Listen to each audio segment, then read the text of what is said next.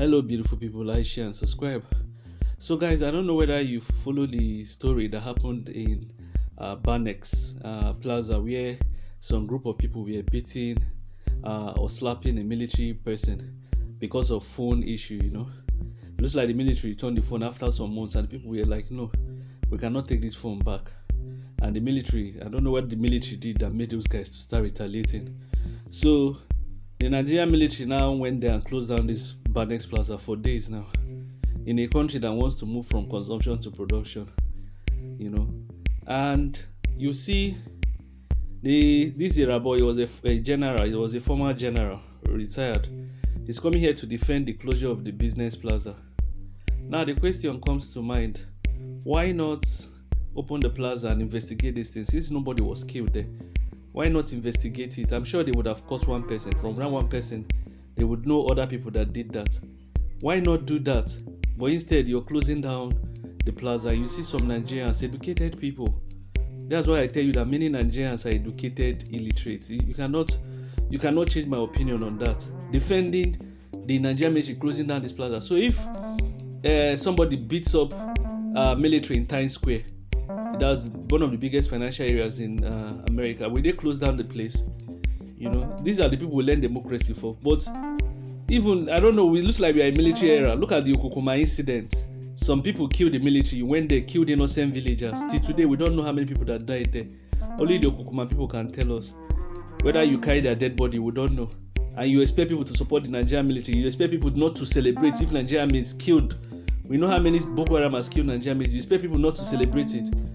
Don't be surprised in the future, people will be celebrating insurgents killing Nigerian military because of this their attitude.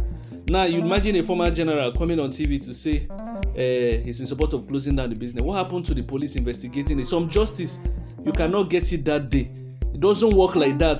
This is not an animal republic. And you see, even the president was that time even supporting Okokoma incident, encouraging the military to misbehave, as if we are in military era.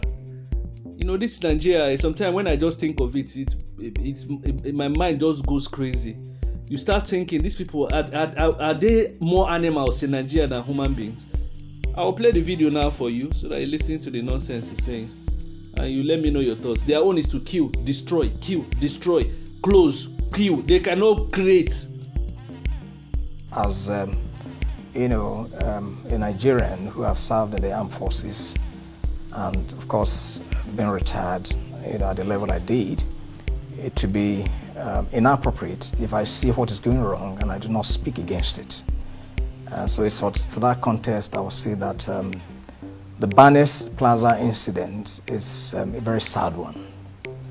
Sad one in the sense that when you see a soldier in uniform, whether armed or not, you raise your hand against that individual. Besides being a soldier, even any uniformed person, for as long as he's an agent of the state, any attack on him is an attack on the state.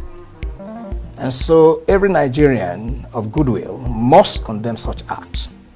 And so for me, I join to support the closure of Banex Plaza for as long as it takes to have everyone that is responsible for that dastardly act to be brought to justice. This is because if we fail to do so, then of course we'll be calling for anarchy. The only men who have sacrificed or who are sacrificing their lives to ensure our collective good are members of the armed forces and of course the police and other security agencies. So if on a slight provocation they are now attacked, to the extent, if not for the policemen and some other private individuals who rescued those, who have been looking at in Okwama too, which of course does not speak good to us. So I think that, and that's where I also want to appreciate what the media is doing, but I think that you need to put the context. And setting the agenda for the discussion, it must be to the extent that the populace need to be reconscientized to understand the place of national security and the responsibility of each of us in preserving the sanctity of our various establishments that that seek to make us live in a very good environment. Okay, General Rabah, I'm excited that you're here, and it's good that you've been able to say that this is more or less like an attack to the Nigerian state. Correct. But the pain here is that sometimes, in as much as you try so hard to push that narrative which you just brought in as the media, you get some form of pushback or some kind of reluctance from the army or from the armed forces. So how do you help in that narrative of saying, look, this is our own institution, this is our country, this is our pride. Whoever you are, you don't touch one of those that have, because there are rules. But the military civil relations affairs, civil military affairs, and even the media of the armed forces have been mute in this case. Until now, in your personal capacity, you're here to talk. Well, first and foremost, it might not be right or correct to say that the members of the armed forces are mute.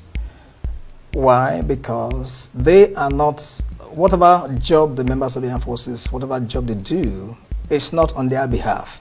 It's on behalf of the state. So they are only an agent of state. So they ought not to speak for themselves. The state itself should speak for them. But you see, most times you find that they receive, the bashing, and it's on that account that perhaps we now have, the public relations personnel to perhaps situate it. Look at the statement that was put forward by the Army Public Relations Officer today. That is quite mild in my view, very mild. I think that it should be much harder than that, not necessarily from the army, but actually from the appropriate agency of government to be able to speak against such dastardly acts.